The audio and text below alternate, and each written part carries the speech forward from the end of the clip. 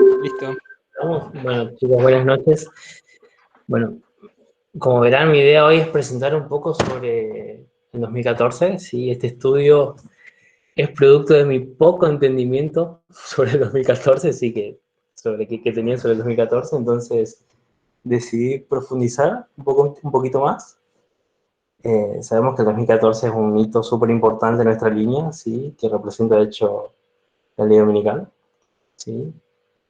Entonces traté de entenderla con un poquito más de profundidad y como parte del proceso de estudio es enseñanza también, entonces decidí compartirles algunas de las cosas que fui estudiando y que fui profundizando. Sin duda todavía me queda muchísimo más por profundizar, pero bueno, quería compartir algunas cosas que me parecieron súper relevantes e importantes. Cuando yo arranqué mi estudio, alguna de las preguntas que me hice fue, ¿por qué decimos que en el 2014 hay una ley dominical, no? Y bueno, ¿qué pasó en el 2014? Exactamente, específicamente. Bueno, nosotros sabemos que a lo largo de la historia Dios va aumentando nuestro conocimiento, ¿sí? De hecho, Daniel nos dice que la ciencia iría en aumento, ¿sí? Y esto, por ejemplo, si vamos al mundo y vemos en el ámbito científico, por ejemplo, vemos como la tecnología fue aumentando y la ciencia fue aumentando, ¿sí? Pero también, por lo menos yo en lo personal, desde que estoy en el movimiento, pude ver cómo la ciencia de las cosas de Dios también fueron aumentando y siguen en aumento. ¿Sí? De hecho, es así como Dios empezó a reformar a su pueblo, ¿sí? Dándole más conocimiento. Porque, y esto es algo que estaba pensando, ¿sí? Que el conocimiento, la información, ¿sí? Cuando es bien usada y cuando es entendida, ¿sí? Puede ser algo muy poderoso. De hecho, me acuerdo que tenía un profesor que siempre nos decía que el conocimiento es igual a poder. Ahora, nosotros sabemos que a partir de 1989 Dios ha empezado a dar más información, ¿sí? Nos fue dando un aumento de conocimiento, donde empezó a desarrollar un mensaje, ¿sí? Vemos un aumento de conocimiento, ¿sí? Que se desarrolla y por el cual después nosotros somos probados. Por ejemplo, sabemos que entre 1989 y 1991, ¿sí? Fue desarrollándose el entendimiento de las líneas de reforma. ¿Sí? Fuimos teniendo un aumento de conocimiento sobre este asunto y sobre la metodología de línea sobre línea, y hasta el punto de que en 1996 pudimos tener un entendimiento mejor de Daniel 11, 40 y 45, ¿sí? ¿Sí? Como el estudio previo nos llevó a esto, el entendimiento de las líneas de reforma nos fue llevando a esto, hasta llevarnos a una prueba en el 2001, ¿sí? Y a partir del 2001 también empezó a desarrollar su mensaje, ¿no? También arrancó un aumento de conocimiento, ¿sí?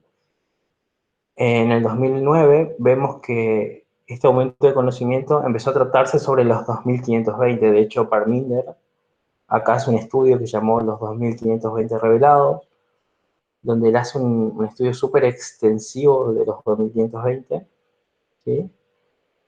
Y empezamos a entender más sobre esta profecía, ¿sí? Que había sido olvidada y había sido descartada por la iglesia adventista, ¿no?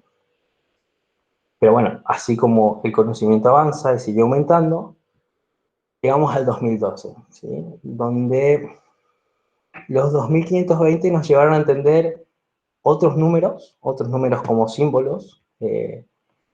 Dentro de los más importantes, por ejemplo, fueron el 151 y el 126, ¿sí? Así como, por ejemplo, en el periodo de oscuridad papal, ¿sí? Pasaron 1260 años, que se dieron entre el 538 y 1798, que hablamos de que en este momento el pueblo de Dios entró en dispersión y fue todo el tiempo de oscuridad. Así también nosotros vemos cómo el pueblo de Dios vuelve a entrar en la oscuridad en 1863 hasta 1989 y pasaron 126 años y vemos cómo el 126 se convirtió en un símbolo que representa este periodo de dispersión. Pero bueno, de forma espiritual, ¿no? Pero lo más relevante es que estos símbolos, estos nuevos símbolos que aparecieron acá, ¿sí? Fueron una llave que al movimiento les permitió abrir el tiempo, ¿sí? Así como a partir de estos símbolos llegamos al 2014, que es el momento donde fuimos probados por la marcación del tiempo. Ahí está la llave del tiempo. Entonces, la primera forma en la que llegamos al 2014 fue porque aplicando este nuevo concepto, ¿sí? Utilizando esta llave de tiempo, se entendió que, estos grandes rasgos, ¿no? En 1888 la Iglesia Adventista fue aprobada por la ley dominical en los Estados Unidos y 126 años después, esta prueba nos lleva al 2014, ¿no? Si la vemos así superficialmente, sí, parece un mensaje un poco agarrado a los pelos, y el movimiento no tuvo una muy buena aceptación de este mensaje, ¿sí? Parecía algo medio controversial en ese tiempo, y no se tenía suficiente conocimiento sobre esta metodología que había estado usando Parminder, ¿sí? El movimiento no confió en este mensaje y fue rechazado, ¿sí? Pero bueno, hoy, con más luz, con más conocimiento, sabemos que este mensaje no estuvo mal, ¿sí? Solo que no teníamos un conocimiento más desarrollado sobre el tema. Pero, sin embargo, Dios, Él siguió dándonos conocimientos, siguió dándonos ciencia, y pudimos tener un panorama más claro sobre el 2014 y de lo importante que era esta fecha para nosotros. Lamentablemente el movimiento no pasó exitosamente esta prueba, ¿sí? Pero bueno, este error nos dejó una lección muy importante, que es lo importante que es confiar en el desarrollo del mensaje, ¿sí? En el desarrollo de esta ciencia que Dios nos está dando. Aunque por ahí haya cosas que no las entendamos todavía, Dios desde este momento nos ha mostrado cómo es la estructura del aumento de la información, ¿sí? Cómo es la estructura del aumento del conocimiento. Y Él nos está pidiendo que tengamos fe en esta estructura, fe en Él, ¿sí? Fe en su mensaje. Aunque hayan cosas que por ahí todavía no entendamos, ¿sí? Pero el 2014 por lo menos nos ha demostrado de que en el futuro Dios siempre nos da las respuestas, ¿sí? Y nos ayuda a entender las cosas con más profundidad. Ahora, si nosotros hacemos una línea sobre línea, ¿no? Si sobreponemos nuestra historia, ¿sí? O por lo menos la historia que se da entre el 2001 y el 2019 con la historia milerita, ¿sí? Tenemos que el 19 de abril de 1844, donde lo conocemos como el primer chasco y también se lo conoce como la tardanza del esposo, que tardó hasta el 22 de octubre, ¿no? Que también se lo conoce como el gran chasco. Pero en medio de estos dos eventos, ¿sí? Como se dice, en la medianoche de este tiempo oscuro, ¿sí? Tenemos el clamor, ¿sí? Que es cuando se dice que viene el esposo, ¿sí? Esto es el 21 de julio de ese mismo año, ¿sí? Que esto se lo conoce como medianoche o la mitad de camino, ¿sí? Porque es la mitad de camino entre estas dos fechas, entre el 19 de abril y el 22 de octubre. Y ahora esto se convierte en un símbolo, ¿sí? Porque es acá cuando también empezó el desarrollo del clamor de medianoche, ¿no? Que arrancó en Boston y se fue desarrollando hasta Exeter, ¿sí? Justo antes del cierre de Puerta de Gracia en 1844. De hecho, esta estructura milerita, acá en la línea milerita, podemos ver cómo se va desarrollando el aumento de conocimiento, ¿no? Con Boston, con Exeter, ¿sí? Y si usamos esta misma simbología, ¿sí? La simbología de la historia milerita, eh, y la alineamos con nuestra historia, podemos ver cómo el 2014 también podría representar la mitad de camino, ¿sí? Y en este caso entre el 2001 y el 2019. ¿Sí? El 2014 pasa a ser símbolo de mitad de camino. Entonces, entendiendo esto, ¿sí? Entendiendo al 2014 como la mitad de camino y también como el inicio de Amor de Medianoche, y si le aplicamos nuestra llave de tiempo o por lo menos una de nuestras llaves, por ejemplo, el 151, ¿sí? Vemos que nos lleva al año 1863, un año súper importante, ¿sí? Porque el 63 también, si aplicamos a los 126, nos llevan a 1989, ¿sí? Que de hecho es un año re importante para la iglesia, porque bueno, es cuando nosotros hablamos de que la iglesia arranca en tiempo de dispersión, rechaza los 1520, las pancartas, etc. Pero hay algo importante que está bueno entender de los hitos, de que nosotros podemos agarrar distintos hilos de un mismo hito, ¿sí? Y contar por ahí historias distintas, ¿sí? Por ejemplo, podemos agarrar en 1863 el hito de la dispersión y empezar a contar cómo la iglesia entró en periodo de oscuridad, en periodo de dispersión. Pero también podemos agarrar otro hilo y empezar a contar sobre el contexto de 1863, que fue la Guerra Civil Americana, ¿sí? Tengo una fotito. Sabemos entonces que si agarramos esta fecha, si le aplicamos nuestra llave de tiempo, y que si 1863 nos llevó hasta 2014, entonces este hito, ¿sí?, nos tiene que arrojar luz sobre el 2014, ¿sí? Entonces vamos a ver el 63 con más detalle. Si lo vemos por ahí con más perspectiva, ¿sí?, como habíamos dicho, se encuentra alrededor de lo que fue la Guerra Civil, y vemos que también es el punto medio, la mitad del camino a la Guerra Civil, ¿sí? Ya que la Guerra Civil se dio entre el año 1861 y 1865. ¿Sí? Por lo cual también, si alineamos estas dos historias, nuestra línea y la historia de la Guerra Civil, vamos a ver que también la historia de la Guerra Civil nos va a empezar a arrojar luz a nuestra historia, ¿sí?, a nuestra línea. Pero bueno, vamos a profundizar más, y la idea es preguntarnos qué pasó exactamente en el 63, ¿no? En 1863, ¿sí? Que se alinea con el 2014. Bueno, como dije recién, está ocurriendo la Guerra Civil, ¿sí?, que consistió en un conflicto entre los estados del norte y los estados del sur de los Estados Unidos, ¿sí? A grandes rasgos, el dilema era por el tema de la esclavitud, ¿sí? Si tenía que ser legal o no, ¿sí?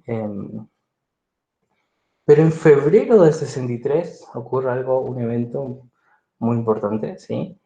Que se unieron 11 iglesias protestantes para empezar a discutir cuál era su percepción de lo que estaba pasando en la nación, ¿sí? Entonces, ellos llegan a la conclusión de que la guerra civil era un castigo de Dios, ¿sí? ¿Por qué era un castigo de Dios? Bueno, por el hecho de que el Estado, la nación, había omitido a Dios de la Constitución, ¿sí? Entonces ellos dicen, como lo omitimos a Dios de la Constitución, esto es un juicio de Dios, un castigo divino. Entonces, de acá en adelante, este grupo de personas se empiezan a unir con un fin en común, que es cambiar la Constitución, ¿sí? Ellos tenían la idea de que los gobiernos civiles le deben su poder a Dios. Y lo primero que proponen, como su primera misión, es cambiar el preámbulo de la Constitución, ¿sí? El primer borrador que ellos arman fue que dice: nosotros, el pueblo de los Estados Unidos, reconociendo el ser y los atributos del Dios Todopoderoso, la autoridad divina de las Sagradas Escrituras, la ley de Dios como la regla suprema, y Jesús, el Mesías, el Salvador y Señor de todos, para formar una unión más perfecta, establecer la justicia, asegurar la tranquilidad doméstica, proveer la defensa común, promover el bienestar general y asegurarnos las bendiciones de la libertad para nosotros y para nuestra posteridad, ordena y establece una constitución, ordena y establece esta constitución para los Estados Unidos de América, ¿sí? Bueno, este fue el primer borrador que ellos arman, después arman otros más y lo van proponiendo, ¿sí? Pero bueno, este grupo de personas luego forman lo que se llama la Asociación Nacional de Reforma, ¿sí?, que su finalidad prácticamente es la unión de la Iglesia con el Estado, ¿sí? Es como querían cambiar la Constitución para reconocer a Dios como fuente de autoridad, ¿sí? Como fuente de poder del gobierno civil. Y acá empezamos a ver con más fuerza el nacionalismo cristiano, ¿sí? Personas que buscan que sus creencias religiosas se conviertan en leyes estatales, ¿sí? Y rijan sobre todas las personas, ¿sí? Y vemos este principio en el cual también se basa la ley dominical, ¿no? Que es la unión de la Iglesia con el Estado. Ahora, si aplicamos otra llave de tiempo, ¿sí? Como por ejemplo 220, vemos que este símbolo, a ver si, ahí está, vemos que este símbolo nos lleva al año 1794, ¿sí? Que también es un punto medio, pero esta vez de la Revolución Francesa, ¿sí? Sabemos que este se dio entre el año 1789 y 1799, lo que también nos va a permitir alinear esta historia con nuestra línea, ¿sí? Y ver cómo también hay una revolución en nuestra época, ¿sí? O sea, tenemos que entender que todas estas historias, ¿sí? Son parábolas que vienen a enseñarnos algo de la nuestra, ¿sí? Eh, por ahí nosotros pensamos, bueno, si en la Revolución Francesa, qué sé yo, se mataron en las calles, hubo sangre y nosotros no vemos eso en nuestra revolución, bueno, pero tenemos que entender que son historias distintas, ¿sí? Son revoluciones distintas, en tiempos distintos, ¿sí? Pero bueno, con principios semejantes. Por ejemplo, al final de la Revolución Francesa vemos la dictadura de Napoleón, ¿sí? Y en el 2019 vemos que empieza una dictadura con Trump, o por lo menos es lo que estamos empezando a ver, ¿sí? Pero por eso es importante entender el periodo de 2001 al 2019, ¿sí? Porque es acá que empezamos a ver una revolución, ¿sí? O una guerra civil, que también es otra forma de decir una revolución, ¿no? Pero bueno, la pregunta que tenemos que hacernos es, ¿en qué consiste esta revolución en nuestro tiempo, no? Eh, bueno, vimos cómo fue el desarrollo de nuestra línea de reforma, ¿sí? Y cómo fue dándose el aumento de conocimiento, ¿sí? Sabemos que Dios está al control de todo, que es el quien va moviendo las piezas de la historia, ¿sí? Y así como Dios va dando luz a su pueblo escogido y los va dirigiendo, así también Dios, Él va dirigiendo los eventos que ocurren en el mundo, ¿no? Y algo que me llama mucho la atención y está genial, que es que podemos ver un gran paralelismo entre las cosas que van ocurriendo con el pueblo de Dios y con las cosas que van ocurriendo en el mundo, ¿sí? En los eventos externos. Ahí es cuando hablamos de los eventos internos y los eventos externos. Pero ahora yo veo algo, ¿sí? Cuando nosotros por ahí comparamos y contrastamos lo interno con lo externo, esta es mi forma de entenderlo, ¿sí? Como que muchas veces nos vamos a encontrar que la realidad externa se ve como espejada, ¿sí? Así como que hay un espejo, ¿sí? Que cambia un poco el sentido de las cosas, ¿sí? Eso yo digo. Por ejemplo, cuando vos te ves al espejo, hay cosas que son iguales, ¿sí? Pero hay otras cosas que parecen que están al revés, en el sentido contrario, ¿no? Y algo parecido ocurre entre los eventos internos y los eventos externos, ¿sí? Pero bueno, ahora espero que entiendan mejor a lo que me refiero cuando desarrollo los eventos internos y los eventos externos. Bueno, sabemos que el 2001, ¿sí? Es un hito súper importante dentro de nuestra línea, ¿sí? Que es donde marcamos el 9/11, por lo general, y otras cuestiones más. Pero también sabemos, ¿sí? Que, como habíamos nombrado recién, acá empezó un aumento de conocimiento. Eh, si hacemos un seguimiento de los hechos externos, vamos a ver que Trump, ¿sí? En el 2001, él se pasa al Partido Demócrata, ¿sí? Que él es como un empresario, o sea, él es empresario, él siempre se va al mejor postor, al lado que más le conviene, ¿sí? Como, bueno, acá le convenía la parte de los demócratas, ¿no? Pero también arranca con un aumento de conocimiento que vamos a ver cómo se desarrolla, ¿sí? Que el primer hito es el 2009, ¿sí? Y acá en la vida de Trump ocurren dos cosas interesantes, ¿sí? Uno es que se hace su Twitter, ¿sí? Que como sabemos es el medio donde él más se expresa y por donde siempre dice todo lo que piensa. De hecho, Tess dice que es donde él realiza el culto de su personalidad, ¿sí? Se expresa él sin filtros y todo el tema ese. Pero otra de las cosas interesantes que ocurre en 2009 es que él conoce una persona que se llama David Bossie. ¿Quién es David Bossie? Bueno, él es un activista político, ¿sí? Él ha dedicado gran parte de su vida a difamar a los Clinton, ¿sí? Y él es claramente un conservador, un republicano, que él tiene una ideología particular, ¿sí? Que es la de reformar los Estados Unidos. Y este punto es súper relevante porque a partir de acá vamos a ver cómo varias personas en esta línea tienen el mismo ideal, ¿sí? Que es la de reformar los Estados Unidos. Claramente desde una perspectiva conservadora, y vamos a ir viendo cómo esta ideología empieza a influir sobre Trump. De hecho, este personaje Bossi es súper importante porque él le presenta a Trump a otro personaje que ahora vamos a ver también más en profundidad, que es Steve Bannon, ¿sí? Que también tiene una gran influencia sobre Trump, ¿sí? Le influye de muchas formas.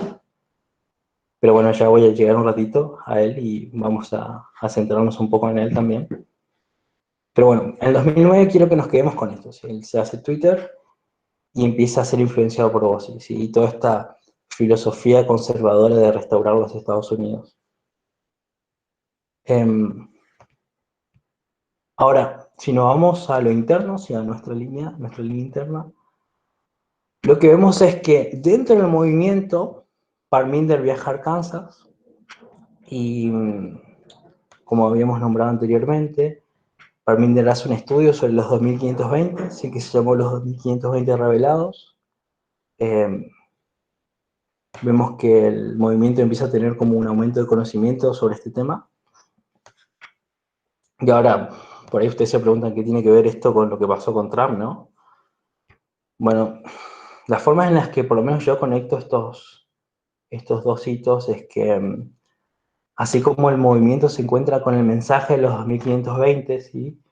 Un mensaje que iba a cambiar por completo el rumbo del movimiento, ¿sí? Así también Trump se encuentra con un mensaje, ¿sí? Con esta filosofía de reformar los Estados Unidos, que también iba a cambiar el curso de su vida. Ahora para 2012, ¿sí? Vemos cómo este mensaje influyó tanto en Trump que él se cambia de afiliación política, se convierte en republicano. Vemos como influencias de Trump, quiero decir, influencias de Bossie y de Bannon, ¿sí? Empezaron a generar sus frutos en Trump, ¿sí? Al punto de que podemos decir que este mensaje se formaliza en él cambiando su afiliación política, ¿no? Pero también es acá donde Trump, él empieza a pensar en la idea de empezar a candidatarse como presidente, ¿sí? Acá en el 2012. Pero bueno, acá él se encuentra con dos grupos de personas, y unos eran unos líderes evangélicos, bueno, y el otro es Steve Bannon, ¿sí? Un hombre muy interesante, ¿sí? En el sentido de que él siempre ha querido cambiar la estructura política de los Estados Unidos también, ¿sí? Y le dicen a Trump, Trump, todavía no es el tiempo, le dicen, ¿sí? Las personas, ellos decían que las personas no estaban preparadas para derrocar a sus dirigentes y mucho menos para reestructurar el gobierno todavía, ¿sí? Quiero contarles un poquito sobre este personaje, ¿sí? Bannon, ¿sí? Porque va a ser un personaje muy importante en nuestra línea, conocerlo. Algunas personas, y esto estuve leyendo sobre él, y varias personas lo consideran a Bannon como una de las personas más intelectuales de esta generación, ¿sí? Y sin duda que lo es, ¿sí? Él es un hombre muy, muy brillante, ¿sí? Tiene una carrera súper extensa. Pero lo que más me interesa es contarles un poco sobre la ideología de él, ¿sí? Bannon, él nunca se dedicó a los asuntos políticos, él se ha dedicado a otras cosas, ¿sí? Pero no a la política. pero él empieza a interesarse por la política después de lo que pasa con las Torres Gemelas, después de lo que pasa en el 9/11, ¿sí? Y él es un republicano, ¿sí? Conservador de extrema derecha, como se dice. De hecho, Nancy Pelosi lo dice que él es un nacionalista blanco. Y una de las cosas que me llamó la atención, que él decía que él considera que el capitalismo debe basarse en el fundamento judeocristiano, ¿sí? Y muchas personas lo consideran como misógino, xenófobo, racista, homófobo, etcétera. Pero bueno, o sea, sinceramente no hay que excavar mucho para darnos cuenta de cómo es vano. ¿Sí? Él tiene un diario electrónico que se llama Breitbart News, ¿sí? Y si nosotros vemos algunas de sus publicaciones, ya empezamos a darnos cuenta cómo es su forma de pensar y cuáles son sus lineamientos. ¿Sí? Um, pero hay una ideología que es la que más me llamó la atención a mí, que les quiero contar un poco, que es, él cree en una teoría donde él ve que hay ciclos históricos, ¿sí? Él dice que hay patrones en la historia que se van repitiendo, ¿sí? Y estos ciclos consisten en cuatro etapas: cumbres, despertares, revelaciones y crisis. Y lo que le permite a un estado, ¿sí? Llegar a una cumbre es primero haber pasado por un periodo de crisis, ¿sí? La única forma de que un estado se reforme y logre su auge es primero eh, por una crisis, ¿sí? Hay que reconstruir el Estado, como dice él. De hecho, hay una frase que él dice que la historia se divide en estaciones, y él habla de que el invierno está por venir, hablando de este momento.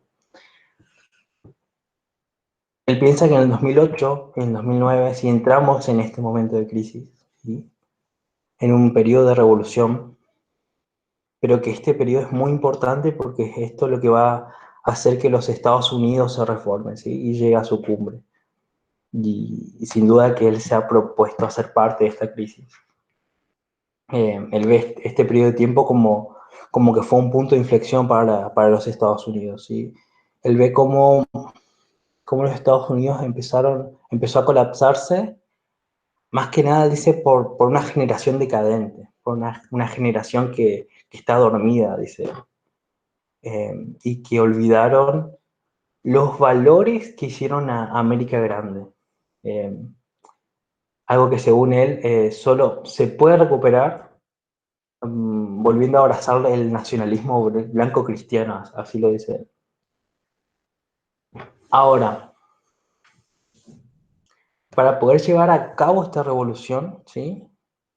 También, creo, si no me equivoco, lo dice como una guerra cultural, él necesita o necesitaba de un arma, ¿sí? Un arma que impulse eh, a gran escala esta crisis, ¿no? Una herramienta que le permite llevar esta guerra a cabo, ¿sí? Entonces, yo les quiero contar y les voy a explicar de forma rápida, ¿sí? En qué consistió esta arma, porque esto en realidad es mucho más largo, pero bueno, quiero hacer como un resumen cortito. Hay una empresa que se llama SSL, sí, que viene de Gran Bretaña. Eh, Ellos se dedicaron más que nada a estudiar la forma de manipular el comportamiento humano, ¿sí? Y ellos encontraron una metodología para poder influenciar y para poder manipular sobre las personas por medio de información. Eh, Ellos fueron, sin duda, refinando esta metodología, fueron trabajando con varios países, hasta trabajaron en guerras, y fueron teniendo muy buenos resultados. En el 2012, esta empresa quiere entrar a los Estados Unidos, ¿sí? Quiere empezar a trabajar en los Estados Unidos, pero no consiguieron trabajar, o sea, recordemos que en 2012 estaba Obama como presidente, ¿sí? Ellos no consiguieron trabajar ni con Obama ni con el Partido Demócrata, ¿sí? Fueron rechazados por ellos, y ellos encuentran su huequito en el Partido Republicano, ¿sí? Y es así como estas dos personas se encuentran, Alexander Nix, que era cabeza de esta compañía, y Steve Bannon. Y así es como Bannon se encuentra con su metodología, ¿no? Con su arma para su guerra cultural. Y así es como también nace Cambridge Analytica, ¿sí? Una empresa que se dedicó a recolectar información, ¿sí? Información de las personas. Ellos empezaron con esta información que recolectaron a crear perfiles de personalidad, ¿sí? Empezaron a conocer a las personas más profundamente y así empezaron a influenciar sobre ellas de forma bien específica, ¿sí? De acuerdo a su personalidad, ellos la influenciaban específicamente. Ahora, en nuestra línea interna, ¿sí? Vemos que también hay un mensaje que viene de Gran Bretaña en ese mismo año, ¿sí? Que es el mensaje de los 126, que es la llave que permite abrir el tiempo. Pero así como Cambridge Analytica CCL fue rechazado por Obama, así también este mensaje es rechazado por la dirigencia del movimiento, que era Jeff en ese tiempo. Y vemos un paralelo entre estas dos historias. Ahora, en el 2013 hubo un problemón en los Estados Unidos, ¿sí? Porque desde el 2001, ¿sí? Cuando fue todo el tema del acto patriota, los Estados Unidos habían robado mucha, pero mucha información privada de las personas. Y habían empezado a usar esta información contra los ciudadanos y de muchas formas diversas. Y una persona que trabajaba para el Estado, que se llama Snowden, ¿sí? Él se da cuenta de todo esto y empieza a sacar a la luz todo esto que estaba haciendo por debajo de la mesa, ¿sí? Y desde el 2013 hasta el 2014, Snowden empezó a filtrar mucha de esta información que le robó al Estado, de cómo ellos se manejaban, y se lo da a la prensa, y se arma todo un hermoso problema ahí en los Estados Unidos, ¿sí? Snowden fue una persona que él rechaza, ¿sí? Esto que estaba haciendo el Estado y lo ataca, ¿sí? De esta forma. Ahora, en nuestra línea interna, vemos que también aparecen unos enemigos internos dentro del movimiento que se llamaban Path of the Just, o la senda del justo. Ellos nunca aceptaron el mensaje del tiempo anterior y también tenían problemas con la dirigencia, entonces ellos rechazan el mensaje y también atacan o sea, se van del movimiento, empiezan a irse del movimiento, ¿sí?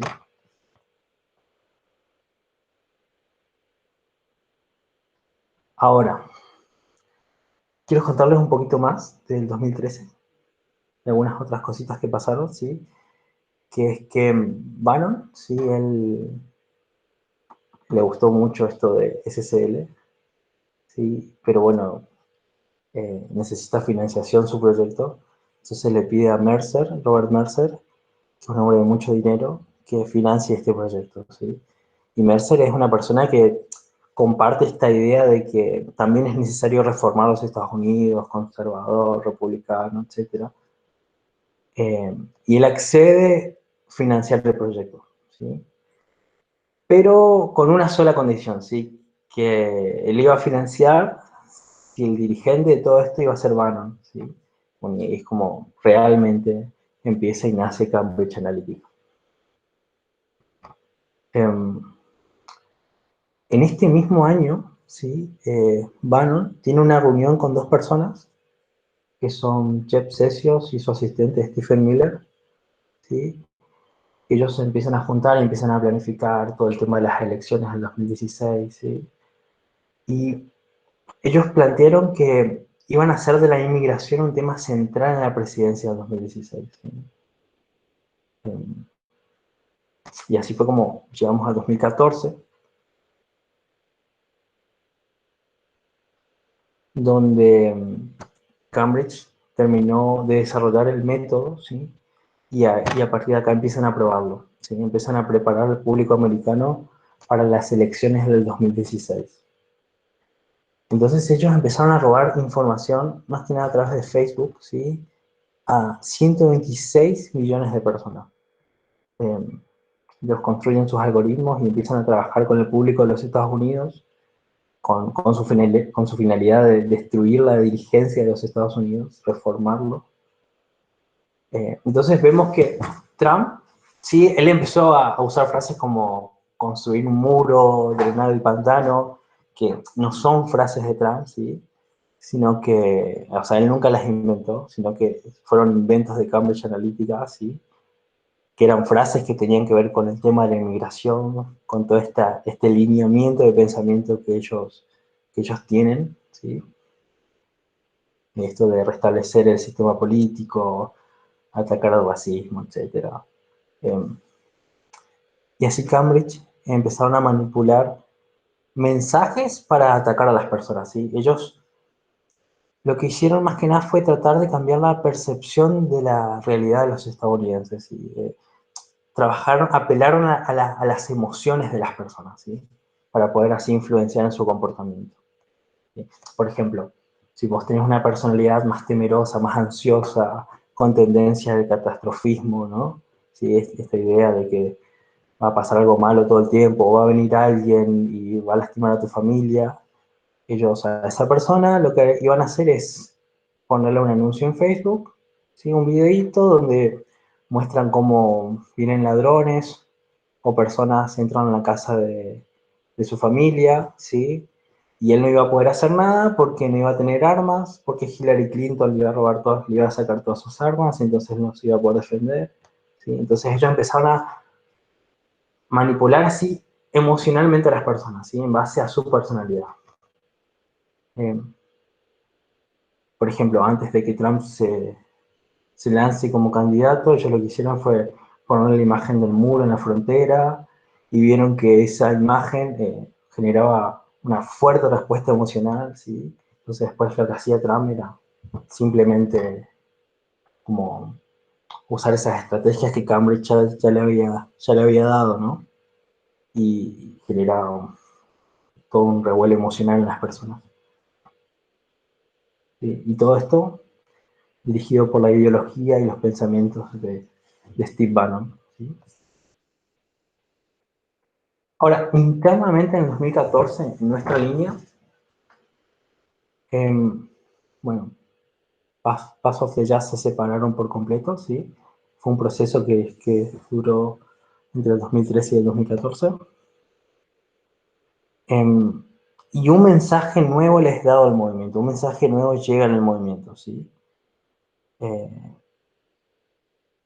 un nuevo aumento de conocimiento, ¿sí? Un mensaje que empieza a crecer, ¿sí? Que luego iba a estar relacionado con el cierre de Puerta de Gracia, que iba a llegar en el 2019. Y así como en el 2001, ¿sí? Empezó a crecer un mensaje que nos preparó para la ley dominical, así también en el 2014 arrancó un mensaje que nos preparó para el cierre de Puerta de Gracia en la línea de los sacerdotes, estamos hablando, ¿no? Y sin duda que podemos ir viendo más similitudes entre los eventos internos y los eventos externos. Por ejemplo, en el 2016,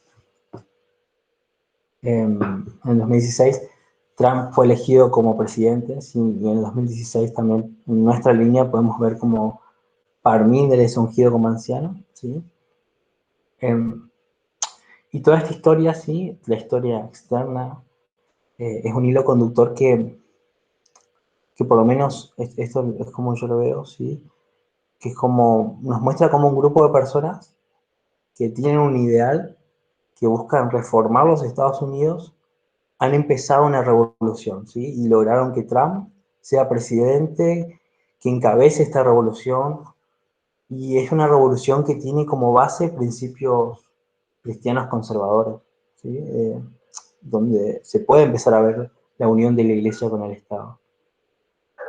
Y también veo como en este proceso de revolución, vemos como sus ideales van en contra de los inmigrantes, en contra de los homosexuales, a favor de la desigualdad, y vemos como su lineamiento y esta podría decirse, esta cosmovisión, empezó a hacerse muy fuerte dentro del poder político de los Estados Unidos. Sin duda hay muchísimas cosas más, ¿sí? Sobre el 2014. Eh, de hecho, Tess ahora ha hecho nuevos estudios que todavía no los entiendo del todo muy bien, pero estoy empezando a estudiarlos y a profundizarlos, que después me gustaría compartirlos con ustedes, que es sobre todo el tema de los otros poderes de los Estados Unidos. Pero bueno, hasta acá llegó el estudio de 2014. Esto fue más o menos lo que pude profundizar y estudiar. Hay muchas cosas que omití, sí, porque en realidad esto es bastante más largo, sí, pero la idea era poder darles un pantallazo general de cómo llegamos al 2014.